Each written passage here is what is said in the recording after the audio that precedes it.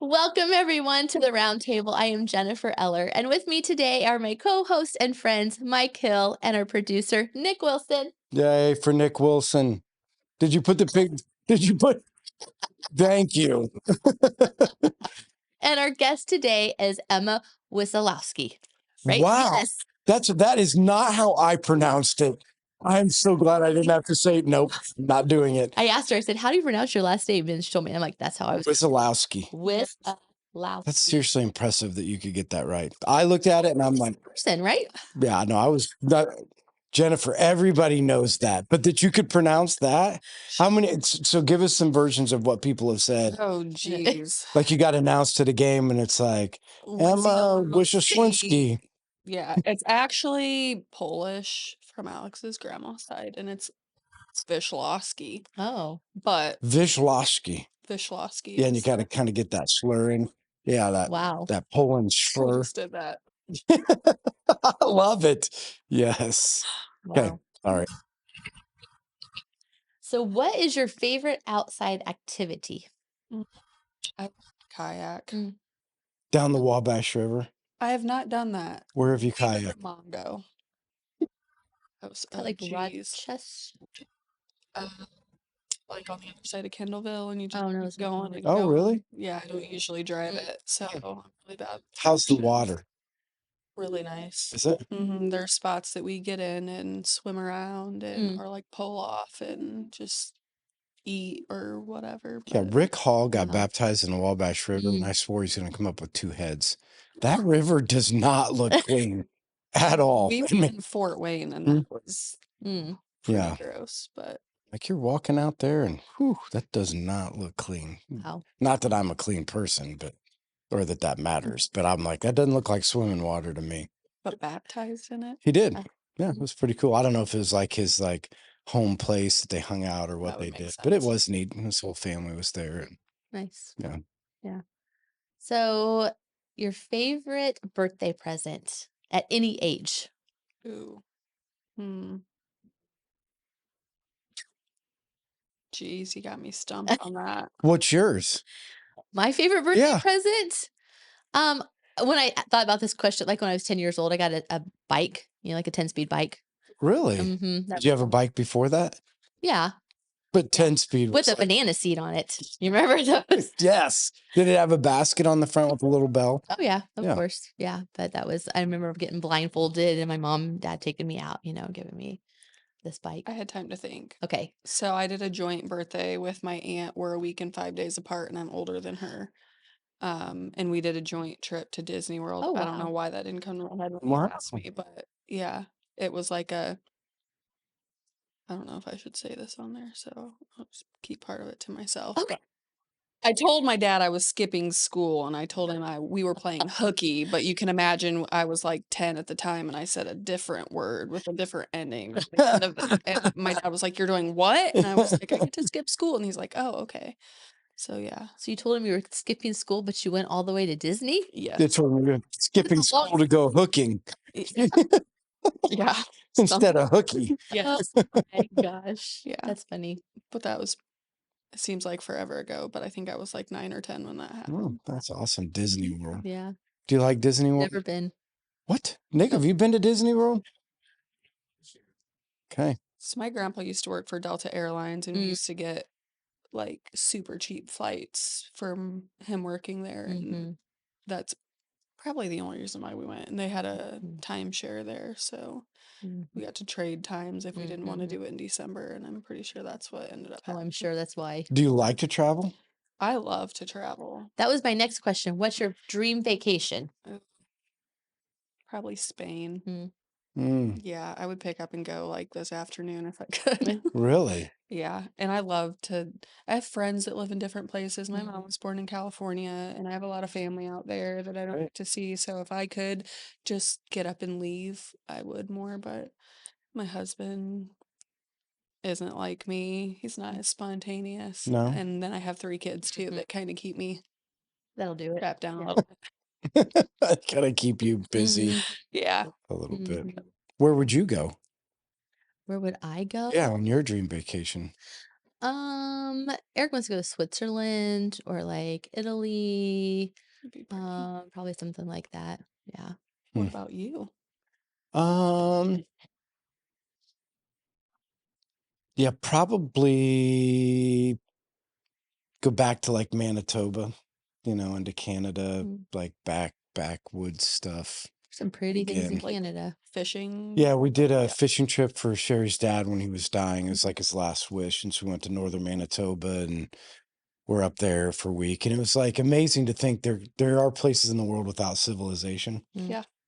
and that's one of them. Like there was nobody. They just drop you off at a cabin, and you're there for a week, and give you a little satellite radio and say, Good luck. "Call in case somebody's dying." Here's a satellite radio, and My husband goes on Mhm. fishing trips like Mm. that. He goes to Minnesota and they drop him off and they take a boat over to where they stay. yeah. So there's not really Mm. running water. Mm. They might have that now, but it used to be like real backwoods. Yeah. But I mean, my dream before was to do the footsteps of Paul, but we did Mm.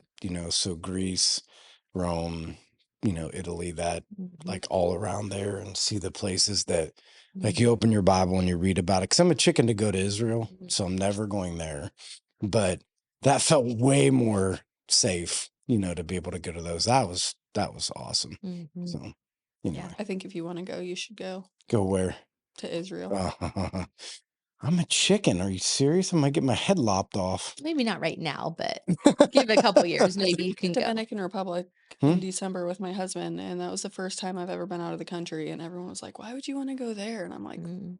"Oh, It was it probably looks pretty really cool though, beautiful. wasn't it? It's The beautiful Dominican. there." Yeah. Yeah, I Mhm. was not scared at all. I mean, Mhm. everything we did was through the resort though, but we went Yeah. off the resort and went shopping and did excursions, and there wasn't like an inkling of fear in me. I was Oh wow. excited to travel and see outside of Yeah. Huntington, Yeah. Yeah. Indiana, Mhm. because I don't get to leave a lot, but there's just a lot out there to see. Yeah. Mhm. Yeah. So growing up, I know your childhood was pretty rough, maybe traumatic too. So do you want to like share with us what that time in your life kind of looked like? Mm. It spilled over into my adulthood, Mhm. so there's a lot, but um, my mom had me and my oldest siblings young. She got pregnant at 15 and had my sister when she was 16, my brother when she was 17, and me when she was 18. My dad This is all out in California. here. Oh, here. Yeah. Okay. Yep. Got it. So do you all have the same dad or do you have different M- dads? Me and my older two siblings have the same Okay. dad. Yeah. Mm. And I think my dad just had kind of a rough upbringing too, and he's a little rough around the edges to this day. And he's just kind of one of those people that oh, that's just him, because he probably is never going to change. But um, he was pretty rough to my mom, and I think with her being so young and having little kids, it was a lot on her, and she left, and we ended up staying with my dad. He's twitching. And he was rough with us, kind of how he was with her, and we didn't really have a choice but to deal with it. So that kind of took over our childhood. I mean, he did a lot for us. Like we went camping and fishing and hiking and stuff like that a lot. I think he did the best he could, but he was pretty rough. Like discipline was rough, and that kind of spilled over into my young adulthood when I started dating guys. I dated guys that were kind of like my dad. Mhm. And I got into an abusive relationship, and that ended up um, being the guy that I had my first baby by. So I got pregnant when I was 19, and he was very abusive, and I was in that relationship for a little over 3, almost 4 years, and I left when Maya was 10 months old because I just didn't want her to live that life that I did. I didn't want her to have to be exposed to that. So he went to prison, and that was like my only way to break free, I felt like. So So beforehand, when we were talking, you were talking about a little bit about high school and stuff, and so the high school was hard. So how did your childhood kind of carry over into those like high school years? Um, I moved right before my freshman year from all the people that I grew up with in Roanoke and went to school with here in Huntington, and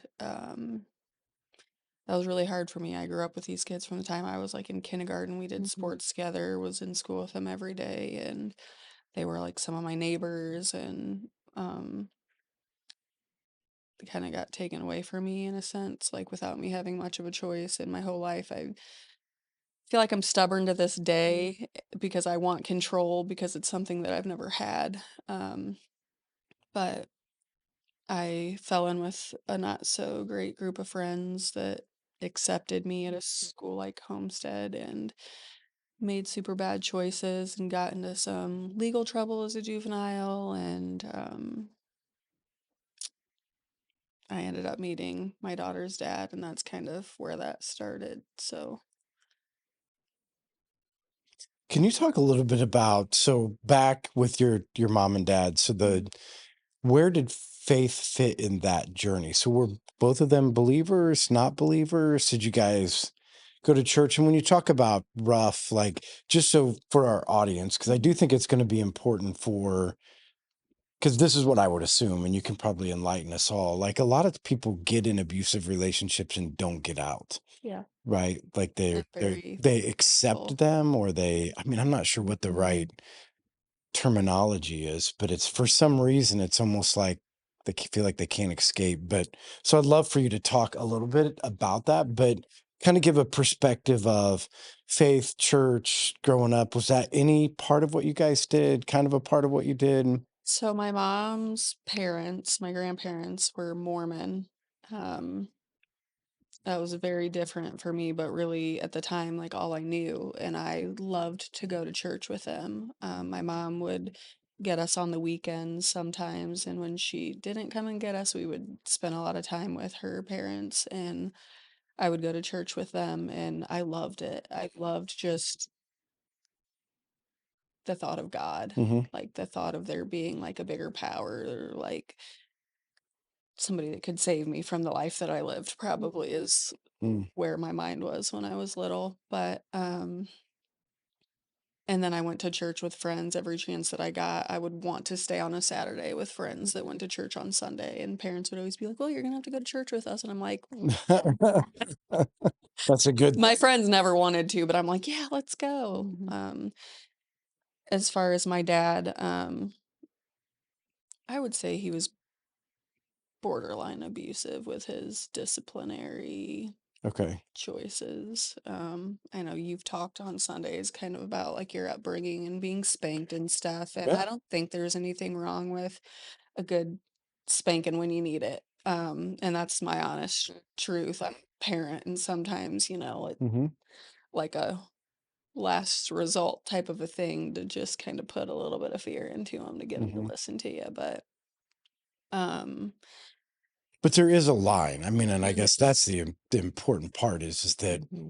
yeah, there is a line. And I think And as a single dad of 3 kids, again, he, I think, did the best that he could, but I yeah. also made excuses for him a lot as a child and, like, as a young adult until I did a lot of different types of therapy, Mm, and kind of unpackage some of that past of mine that I was running from, mm, just kinda have a better understanding of who I am and why I do the things that I do and how to live a little different, instead of being in that fight or flight mode all the time. But as far as so can you again, not to interrupt you, but I think this is an important thing, because who we choose, right, to spend our life with, or the people that we get married to, or Mhm.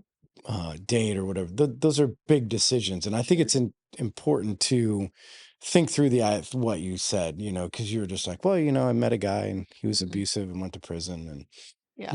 this is It is bigger than that, but to keep no, I myself just from meant crying Oh, probably, I'm like, I'll no. talk about it and I'll unravel that a little bit because it is like I never thought I was gonna get out of that. I was actually to a point where I thought one of us were gonna die. Yeah, so this was my big question in the beginning, and then you can unpack as Yeah. much as you're comfortable talking about. Mhm.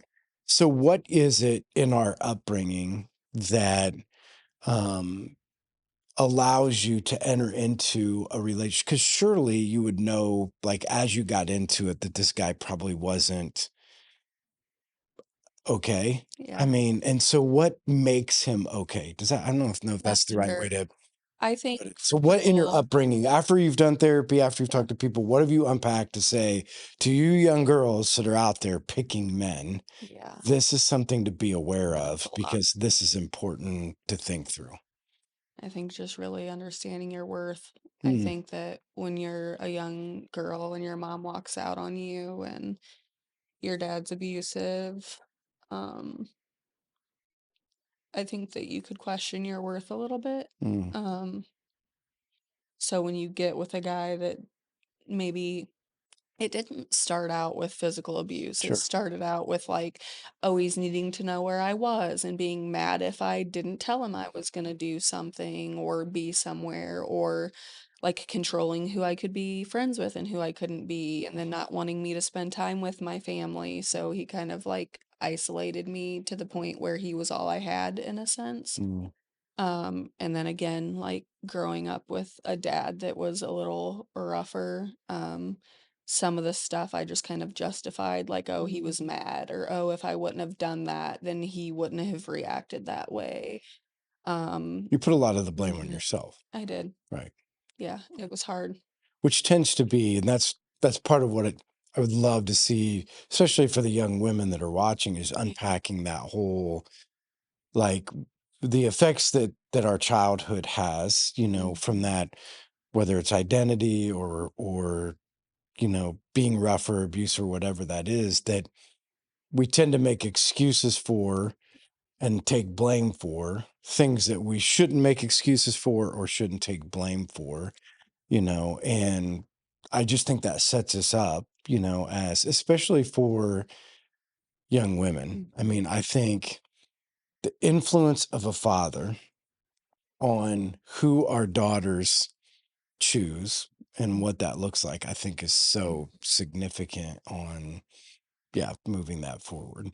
I think this is kind of moving forward a little bit, but is why I go to church now. Mm, And the example I want to set for my kids. I was actually reading a verse this morning that was in Proverbs 22, I think verse 6 was about kind of leading your child mm, to be able to be that example and then giving them that foundation for them to kind of learn from, and then always wanting to come back to that mm, through their adulthood, like once you teach them and train them, if you will. mhm. Um, because I didn't have that Right. really. I was always seeking it, like Mhm, the whole being a child and wanting to go to church with my friends. I wanted it. And I think that it like throughout my journey, like I've came in and out of going to church different times and just never felt as connected as I do now and mhm. as I do like in my community here at church and here at life. So how did you get out? Like, how did, in that relationship, what was the, where you're saying like, hey, I mean, it got bad enough where you just said like, one of us is not going to make it out Oh of yeah. this. I mean, it was that serious. It was bad. And it was bad for even like a long time before I got to that point, but it was just kind of like a, for lack of a better term, like a woman scorn. Like Mm, I was afraid that like if he pushed me, I was going to end up like hurting him. mm, And I didn't a- at the time I wanted that. Like I mm. wanted him to hurt how he was hurting me, but I knew that if I didn't get out that he was either going to kill me or I was And at this going to time, you end up guys are hurting living him. around here. We lived in Fort Wayne. Okay. I Yeah. mean, it's happening right here in this community, Right. Right. but I lived in Fort Wayne at the time. Mm. And what's really sad is people that are going through those situations, they don't talk about it enough to let other people know how But bad nobody it is. really knew what was going on. People knew like the control and did know that he put his hands on me, but not to the extent that it Mm. was. I hid a lot of it. I justified things and made excuses for him, and I think part of me, so, like, a little bit about his background without going into too much, like, he came from a dad that was very abusive to his mom, and he watched it, and I'm not saying that that's okay, but that's what he knew when, Right. you know, he got upset, that's how he Dealt with it. yeah, Right. um, I got out of it because I had, like, some mentors in my life Mm. that I opened up to about it, and one happened to be a chief deputy of the Fort Wayne Police Department, and she had gone through domestic violence and she really wanted to help me, and I reached out to her, and she kind of gave me guidance and got me into counseling, and I saw her therapist and I went to group therapy, and I didn't do that consistently like at that time, and I've kind of looped in and out of therapy at different times in my life when I've needed it the most, but it's a lot. Yeah. And so somebody stepped in and helped you get out of the situation. Yeah, I had a f- two different friends actually at the time who really knew about it, and the first time he actually went to jail because there were two different times that I put him there, or that he got himself there, I guess I should say. I was talking to friends that kind of helped me. One, her mom was there with me, and I stayed with them for a little bit. It's really hard to just be honest when you're going through that. I don't know. I wish I knew specifically why it was so hard, but something that has always stuck with me, I was in group therapy and I had a lady that was talking about her situation, and she's like, "Oh, well, you know, how did she put it? Something along the lines of, well, you didn't have to go through it as long as I did, and um like you're lucky that you didn't have to go through it as long as I did." And I was like, well, I made a choice because I didn't want to be 30 years into Right. an abusive relationship and Right. be you. Right. Like Right. I want people to know that there's a hope earlier on and that there really is not an end to a relationship like that that Right. ends good. I mean, you can give people chances and they can swear they're going to be better and change, but unless there's like serious therapy and help and honesty around it, that's not going to change. Yeah. And that is always we're always hoping for the best, and Yeah. that's when people get into dating relationships and they have these red flags, and Mhm. they're like, hey, I'm dating this guy and here's some of these red flags. And what do you think? And I'm like, there are certain things you'll never change Yeah. unless God intervenes, because he can. Like, God Oh, can go in and I'm a God can true testament of that. God can do a miracle. Yes. But those aren't change things. Those are miracle things. And for women, I always say in these relationships, or even for guys, and I'm like, when they're like, well, it's this and this, I'm like, listen, there are just certain things. Unless God intervenes, that's a DNA thing. That is a makeup thing. That is a hardwiring thing. That is something that unless, God intervenes, it's hard to change that stuff. Yeah. You And know. that's kind of how I like chalked up my dad's behavior a little bit, was that he was raised with a rough dad, Hmm. and he he was out of the picture for a lot of the time, and he was raised by my grandma who was rough around the edges, and I'm like, when that's your upbringing, you tend to be how you are raised unless you want to be the complete opposite, Hmm. which is a constant fight, let me tell you, because I always told myself, which again, this is like therapy being Hmm. uh recorded, but I always said I never wanted to be like my mom. Hmm. Like, I never wanted to make my kids hurt the way that I hurt when I was little, and I never wanted to make them wonder why they weren't good enough or like any of that. So I have fought for almost 14 years now. My oldest is almost 14, to just make sure that I'm everything but that. And for a long time, I didn't know what that was. I was just like running in the opposite direction. Hmm. Like, I didn't know who I wanted to be or what I wanted to be, but I knew what I didn't want to be. So that was really hard too. Yeah, and I think because I the was I running mean, with no direction. and I think that's a great lesson because I mean, a lot of times in life we make excuses for who we are, Yeah, based upon the way that we were brought up or the circumstances we're in. But I mean, you said this earlier, we all have decisions and choices, absolutely. that we can make in our lives and but they have to be conscious, intentional decisions to go in an opposite direction, Yeah, right? It can't be because I this is what I always say, it can't be about being a little bit better. yeah, It's about being completely different, yep. right? It's Like about that's the picking your life apart and deciding that this is not what I want to do or who I want to be, and how am I actively going to do something different to right.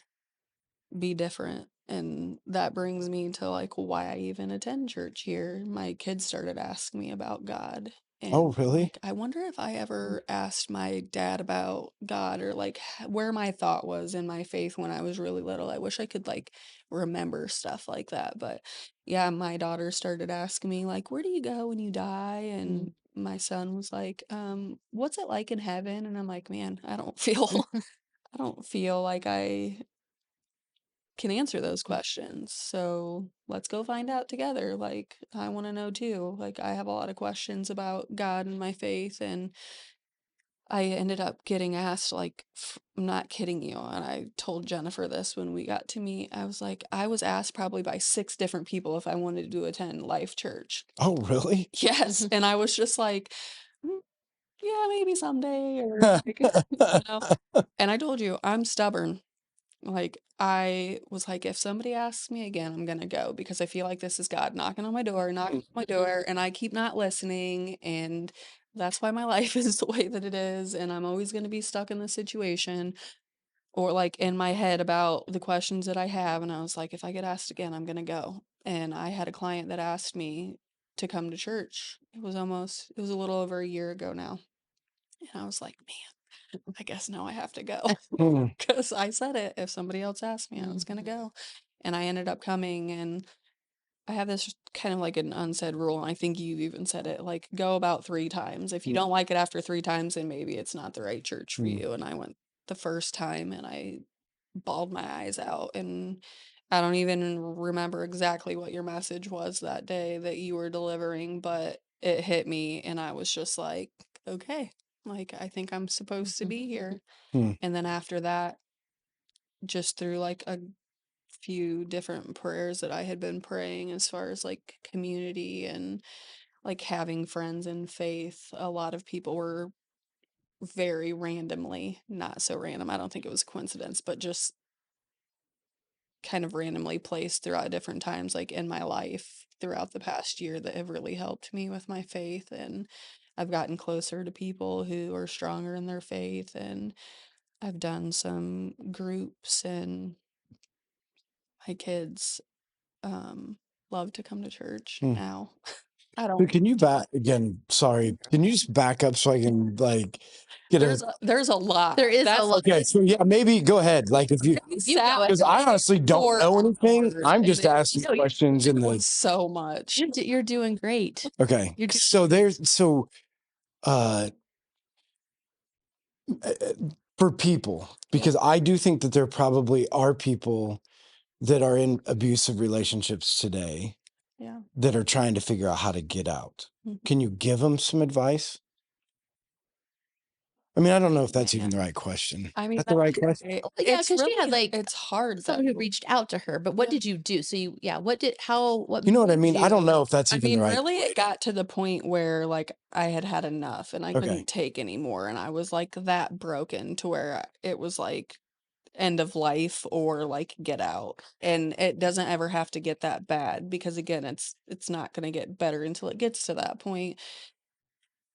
The Um, only reason I ask is this isn't a correlation, but I just want to make sure that um I know one of the fears of women in relationships that aren't working is when you get out, you got to start over. I yeah, mean, that's a whole you are other thing. by yourself and it's and again, not that he was because I don't even know the story, He but instilled a lot of fear in me, and I think that's why people don't leave. I mean, this is a lot, but I mean, he went as far as telling me that he would have people that would hurt me, Yeah. like, if I ever put him away, and it's where you're at mentally and how broken you are in that Right. moment that you believe what he says, and, um, I Like, mean there's a fear that there can't be something better. Like, this is what I hear from oh, yeah, I mean people is like they instill, whether it's a bad relationship, an abusive relationship, whatever, is that women get stuck in this like, what are you gonna do without me? I'm the provider, it's my mhm. house, it's my I mean, Well, you're that gonna have to wasn't take the case with No, I me. The know, sad but part is that it was my place, and I had the car, and I had the job, and I right. was providing everything. So for you, the fear wasn't rebuilding anything or It starting was by being by yourself or myself, yeah. sadly, and I mean, again, I think it's really hard to describe where a woman is at in that time, or what she thinks of herself, or what she believes that other people say, like, that is hard to put into words for somebody to really understand that's never been in it. And that's why people are like, "Oh, well, why didn't you just leave?" And it's just like, Mhm. well, if it were that easy, yeah, Yeah. you would just pick up and go, right? You are so broken, like, beyond I mean, he said things to me like, "Oh, no one will ever want you," and, like Yeah, I guess that's more of where I was going is the yeah, mental because whether it's physical or mental abuse, for a lot of women, they're struggling in relationships where it's like they've lost who they are. yeah, And leaving isn't just leaving and it's different and it's like, picking kids. up and It's yeah, maybe I am everything they said. yeah, Maybe it's I'm the believing it for problem. sure. Maybe I'm the one who's broken. Maybe I'm Mhm, the one who is unlevel. Maybe I'm the one who caused him to drink. I'm the one who caused him to get mad. I'm the one who caused him to do all of these things. And so, those are all very valid things that you tell yourself if you're in an abusive relationship. right, Mm, right. And so, whether that's mental or physical abuse, I think a lot of women are struggling with that element. And even now, they're out of it, the mhm, struggle to rebuild. Like, sure. how did you rebuild? How did you get through? Day by day, Hmm. I feel like. I mean, at Did first you have help? Did you at this point, did God ever come into the picture? Like, or is it more of like, because you seem like a strong woman, like, hey, I'm gonna take this, I'm gonna go, I'm gonna work. I think I am a very strong woman. I think that my mind gets in the way of that a lot, Hmm. and I think that I've struggled as long as I have because of those things. If you have underlying issues as far as, like, a background with abuse or just feeling neglected or unloved or unwanted, it's the therapy, and, like, if Hmm. that would be my advice, and Hmm. I'm telling you, it is Find a good hard to therapist. sit in there. I've heard that before. It's hard to talk about it. I mean, I met with a therapist here and Hmm. talked to her about it, and I talked to her like I talked to you. I mean, we spent probably 2 hours together, and I bawled the entire time, and there are days where I can still talk about it, and it's really hard for me. And this is, 13 years ago. Right. Right. It's still hard. It's a part of, the things that I've been through and what make me me now. And I think about other people that are suffering through that, and man, a lot of them won't tell you the depths of what they're going through because they try to hide it, because if you're not ready to leave, if you really are not ready to, like, have a different life, you'll always make an excuse to stay, Hmm. no matter how bad it is or how bad the person is, and I don't know why, Hmm. but you just have to really be done. Yeah. So did you, like, flee, like, in the middle of the night type of thing and just grab what you could, or what did that look like when you finally? Because you said it was your house and your Mhm. car and all of that stuff, so how do you take that stuff did you take that stuff back and make him leave, or did you just yeah, He left because he went to jail. he went to jail, okay, Yeah. He left because he was arrested the last time that he put okay, his hands on me, okay, so and you that called was the it. did you call the cops that time or someone else, like, step So, in? the last time that he had put his hands on me, I actually went to work that next day. I had marks on my neck, Mm, um, from him, probably on my face. They were visible. I worked in retail at the mhm, time. I had a boss that came to me and was just like, "Hey, you know, I can help you if you want the help, but you can't come to work like this. Like you work around people, people are going to ask questions, and I'm like, look, I can't afford to not come to work. So Mm. I felt like at the time my only option was to have him help me. Like, and he ended up calling the cops, and then I called my friend, and her mom came to my job, and then we had to follow the police after we made the report to my apartment at the time where he was with my daughter, and he came out and was arrested, and my friend went in and grabbed my daughter, and I ended up staying with her for a little bit. And honestly, that time in my life, it's so weird how your mind works and like the things that you forget or the things that your mind blocks to keep you like Yeah.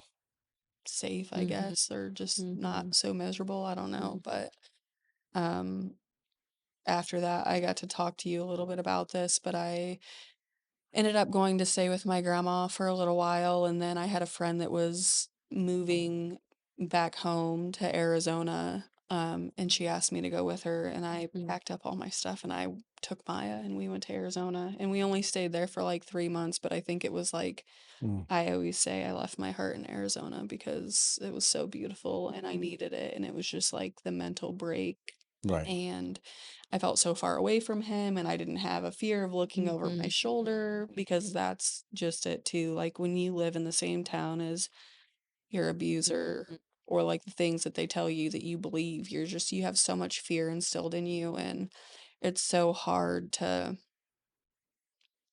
literally not be terrified for your life or for your baby's life. Um, I ended up coming home. When I left, I was just like, I don't have anything here. I can go and I can take everything with me that matters to me, which was Maya at the time. And I ended up getting very homesick because when you're from a small town, like Arizona's far away and it's big. So I ended up coming home after a while, but my daughter's dad, he was in prison for a year after that, and I don't know, I feel like I got enough of the help that I needed to get me through to, like, deal with him getting out, and after that, we kind of went through, like, a couple different spouts where he tried to, like, come into my life and instill fear in me again, and I was like, "Yeah, I'm not that same girl, sorry." Like, Good for you. yeah. Yeah. So as you started the rebuilding process, so to the place you are today. So what are some like monumental things that happen to get you to where you are today? So therapy got you out, started to rebuild yourself. How did you get to the place where you could find another man with a different, you know what I mean? Like a go from where you picked before to where you pick now. Like what were some of the things that Well, some people's choice in men just aren't always really great, and that was kind of my record, okay? That's just me being honest. So I ended up meeting my son's dad. okay. I have an 8-year-old, and he's a great dad. Just came from kind of, again, like a rough life, Mm, and he was never abusive, never would have hurt me, never was like mentally or emotionally abusive or anything, but we were just kind of like best friends. mm, yeah. And we kind of lived like that. And I got pregnant with Liam, and we actually decided that we were not going to be together before I got pregnant with him. And that was just kind of well, that just happened kind of a thing. Hmm. We co-parent him really well. And we communicate really well. But my husband, Alex, he was kind of on a rough path when we got together too, to be really honest. And I said that I was going to be very choosy about what I decided to say Yeah, today. and I don't mean to, No, you don't have to say I anything. don't feel obligated to, but I prayed on this to let that be his story and Yeah. kind of only share like a little bit because this is still a journey for him. Um, he grew up Catholic background. His mom was a Catholic school teacher. His Both of his parents, and they're like he's a third generation Mm, of uh like just Catholicism. But it was kind of shoved down his throat a little bit, and he like rebelled. sure. Didn't want anything to do with religion really. And honestly, he doesn't to this day even really talk about where he stands with God, but he supports my faith. Mm. And we've came a long way with my faith kind of pulling all of us along. Hmm. So, um, he drank a lot. And actually in July it'll be 2 years for him to be sober, but that took like what is it, almost 5 years for him to get there of us being together and a lot of the So same he's 2 years sober. Mhm. What's his name again? Alex. Good job, Alex. Yeah, For you. very proud of him. Yeah, that's exciting. And to me that's kind of like a faith thing again because I was to the point where I was like, man, if things don't change, like, I don't Mm. know if I can do this. Like, Mm. I feel like I've been pushed to like Mhm. the edge so many times, and I don't understand why I've got to get to that point before things change. Mm. But I didn't have to leave this time. Mm. I think that God intervened in our lives, and I have prayed a lot for him. And I just feel like that was one of those answered prayers because to just cold turkey stopped drinking, Mhm. that's a lot. Oh, yeah, it's Like, and significant. I can't even, I mean, I drank socially previous to us. I've also decided to stop with Mm. him to support him and try to make his journey a little bit easier. Um, but I don't, he just decided to stop one day and really these last 2 years there's been so much growth. Mm. We sold our old house and we bought a house here and he's switched jobs and been promoted and my business has been soaring kind of like just Wow. there's just a lot that I can't really give credit to anybody but God because it's just one of those things. I'm like I don't know what changed or why kind of a thing, but that's the only Yeah, and what about for you? You know, so this guy, I have this feeling like you're growing up and you kind of know, and you know, you again, you've had some significant challenges, you yeah. know, to fight through. When did you get to the place like, okay, I surrender? Like, or are you still working on it?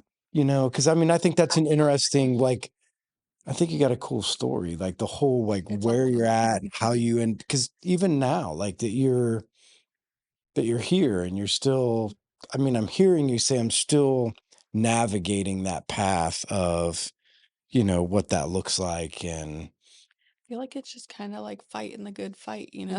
Like, does it ever stop? Like life is hard, oh, and sometimes it is harder for some than it is others, but I think a lot of that is like wanting the worldly things or mm, thinking that you know better for yourself.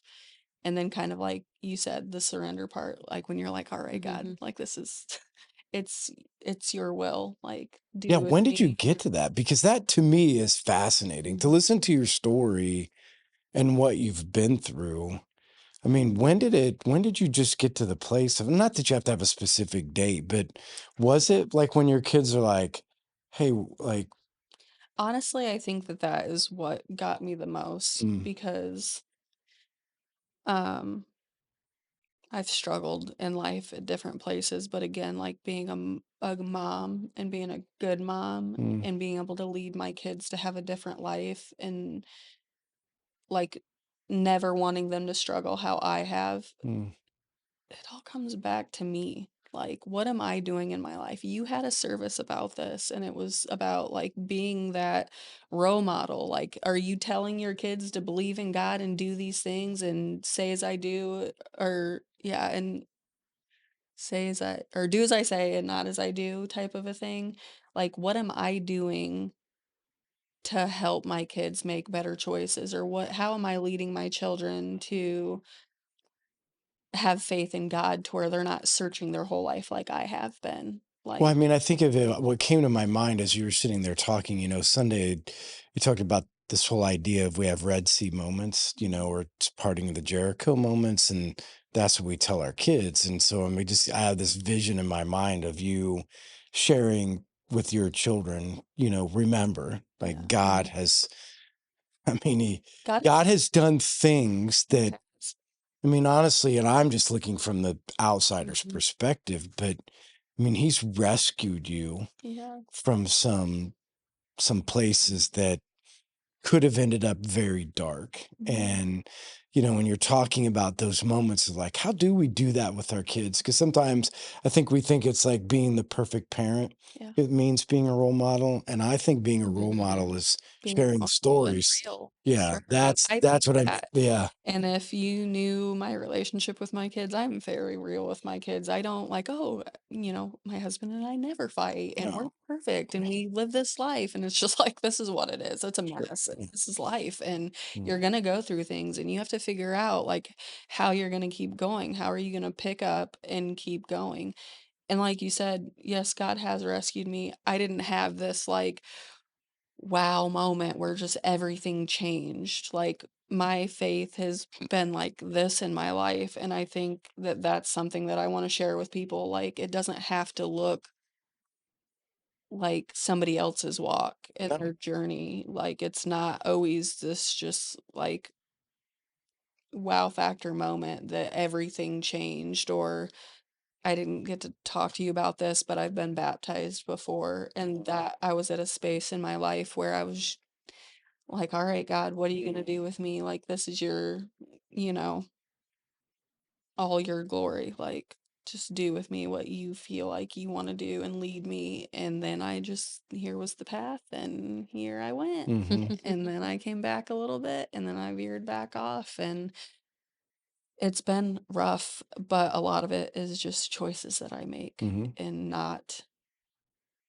you know, really being honest with my relationship with God and not listening to him or being open to hear what he wants from me and that's hard and that's part of like figuring out who you are, right? Like knowing what you are supposed to do. Like I've always had this something just deep within me that's like, man, you were made for so much more than this.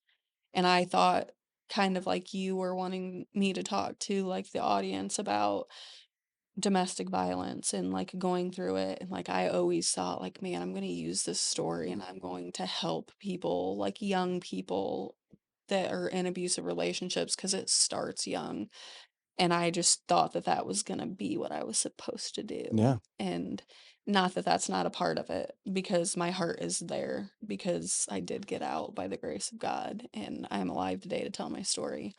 um Well, I think it's just again, it's the thing that just keeps coming to my mind is like, just Emma, be reminded you're a daughter of the King, and that it's not just one rescue; yeah. it's rest for all of He us. has pulled me out But of I the think this is for fire. all of us. I Yeah. think we miss this. Like, I think too many times we're like, it's the big rescue. No, Yeah. it's the everyday. Oh, It's the everyday he rescue keeps from what showing up could for be. me, and I Yeah. think that's where my faith is so strong today, is where I'm in a place in my life where thankfully Alex has helped provide a lot of stability in my life and helped me actually feel worthy and truly feel loved, and that might be it. Yeah. I think for me, Um, what I feel like God's saying is that you're not a product necessarily of domestic violence. You're a product of identity crisis for young women yeah, that lead us into domestic violence and other things that happen. And now that you're seeing who you really are, right? Like the way and who God created you to be and the way that God wants to use you, yeah, you know, in the future, it helps shore up, I think, some of mhm, those other things around you that God wants to be able to do. That's, yeah, I mean, for me, you know, in listening to your story, because I think all of us, whether it's sons or daughters, we allow decisions in our life because we don't know who we are, mhm. you know, and Which I think is a very real thing going on in the world today now, more so than ever. I know. And think that it just has a lot to do with, I mean, go back to generations. This was also another service that you preached, was about how it's not just our generation that's failing. It's like somebody had to teach us these Yeah. things, or someone had to put us where we are for us to be leading or not leading how Mhm. we are right now. it's kind of like that, like, where does it stop? Like, you just Mhm. have to decide that it's gonna stop here and that it's not gonna continue. And I think that is kind of where I was, like, again, with my kids, is like, I don't want them to have to struggle the same way. Like, where do I end my struggle that they're being a product of and help lead them? You know, where do you break, for lack of a better A term, it's kind of generational cycle. generational Yeah. curses. Yeah. I mean, that's just, it's a continual cycle. It's a continual curse. And you're right. Every generation has added to the Yeah. problem. And the big question is, which is going to be the generation that's going to take back ground? And it's hard. I mean, it's undoing everything that Oh, you've been taught. And it's like, man, if you think about your childhood, like, it's a lot.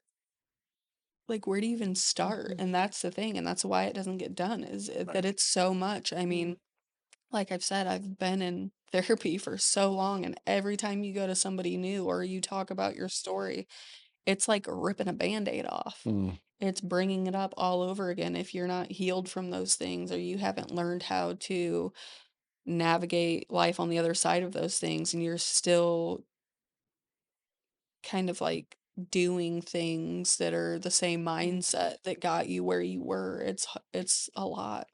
yeah. And I think again, this is just an old man's perspective, but I think a long time ago it's about slight changes. If we could just make little changes. I think today it's about remaking. I don't know that I don't think it's slight changes anymore. I don't think it's slight course corrections. I think it's remaking Yeah. a lot of things. And it's thinking for the first time differently, Yeah. and processing for the first time. The only way to change an outcome is to change a decision, Right. right? Like you can't change an outcome without changing a decision. And that's the whole, those hard decisions are remaking decisions, right? To change outcomes means some of these decisions are remaking who we are, the decisions that we make and the things that we do. And they're not easy course corrections. I mean, well, it was a lot of like the personal changes, but it had a lot to do too with like my marriage and what we wanted for a family and what we wanted for our children. Um, because I was from a broken home and Alex's parents are divorced, and it's like, you know, we don't have the example, so we have to make the example. Right. And it's hard. It comes with a lot of very hard conversations, and it comes with a lot of disagreements and arguments because you are used to one way and the other person's used to another way. And it's about, finding a common ground. And sometimes it is like, you know what? You're right. This is how we should at least try it, Sure. instead of, like I said, the control thing and wanting things to be my way. And it's like, you know what? I don't know the right way. So we can either figure it out together, or I've left a lot of stuff up to God because I'm just like, I don't know. Yeah. Yeah. Jennifer, I kind of took it all off I mean, I don't know if you had other stuff that you, I don't really have anything yeah. else. So if you could pray about how you want God to use you in the future, because we're at the end. See, look at that. You thought it'd be hard. We're an hour into it. Oh, And it's, yeah, and that was just like a tip of yeah. the iceberg. Yeah. So if you were praying for God to use you in the future, what are you hoping for? What are you praying for? Maybe not even just using you, just in general. What are you hoping and dreaming and praying for? I I think my biggest prayer is just to lead my family and my children. And like I said, Alex's faith isn't where mine is right now, but that's okay because that's his journey. But I think too, like, helping God to find a way to get to him and to Mm, keep helping him through his personal yeah. fights, and so we can kind of be together on our journey and help lead our family. Yeah. My kids actually want to get baptized this Sunday. They have talked to me about it and asked me, and I've thought a lot about it. And just like to see that and to be where we are right now. And I've got a lot of like humility. I don't take a lot of credit for things, but you know, like in the Bible, it doesn't say the word proud. So, like, I've got a hard time with being like proud of things and like where I am and like recognizing how far I've came. Um, because I know that things can change, so that scares me a little bit sometimes, like knowing kind of like the path that I've had. But But remember this, just real quick.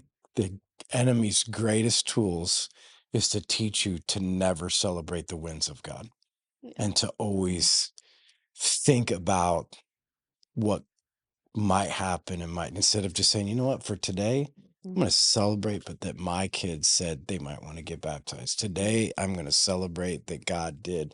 Like Satan doesn't want us to celebrate victory because he knows with every victory comes hope, yeah, you know, and he wants us to always fear. This is what he teaches. He teaches us to fear victory yeah. because we think every time you celebrate a victory that there'll be a failure.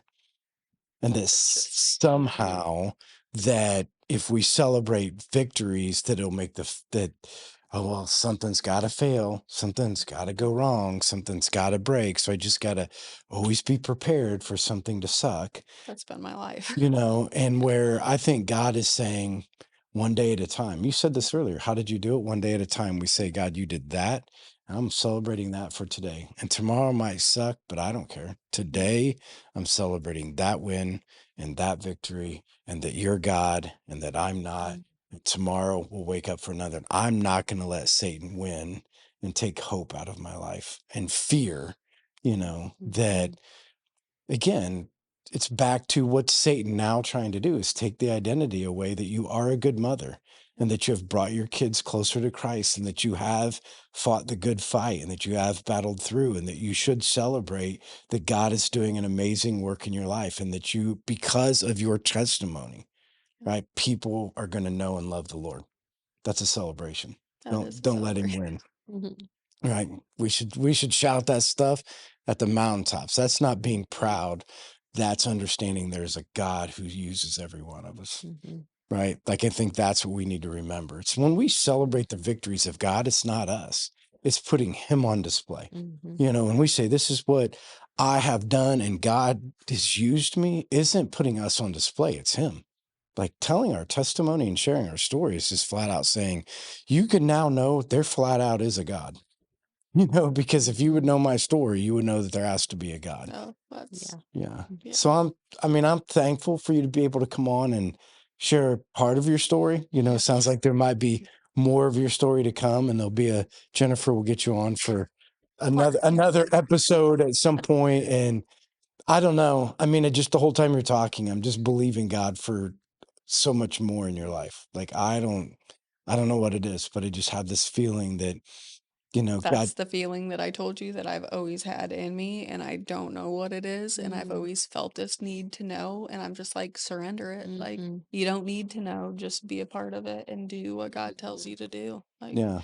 and I'm at that point in my life Yeah, now. that's just how I feel. Like I feel like God's going to use you, and I think that your story, because whether it is domestic violence, or whether it's verbal abuse, whether it is, there are a lot of women that are struggling Mhm. and maybe have not got married, but have been around enough men that have beat them down to they don't believe in who they are and the way that God created them to be, and I just think your story is going to bring those women to a sense of identity and you know who they are made to be and that there is hope at the end and you can get out and that God can use us and in the midst of all of the things that we think we make mistakes aren't necessarily mistakes. There's ways, there's stories, you know, of the way that God has molded and made. And so I'm thankful for that. And we'll keep praying that God continues to reveal that. And we'll be praying for your kids that they come up on Sunday too and get baptized and we can all celebrate together. So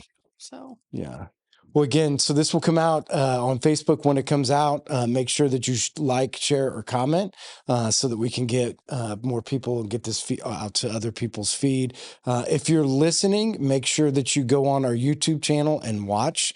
That way, if you don't know who Emma is, you can see who she is and that you can see her on a Sunday morning. I don't, second service, I don't honestly know. yeah. First service. If I have my life together that morning and I get up and things are going good, I love first service. I love Okay. getting my day started. But Okay. Almost the First same. or second service, you can come up and say hi. And again, just an encouragement, and that you can just come up and get to know or encourage her for her story and the things that God's doing in your life. So we're really proud of you. So thanks everybody for joining us, and we'll see you guys next week. Bye.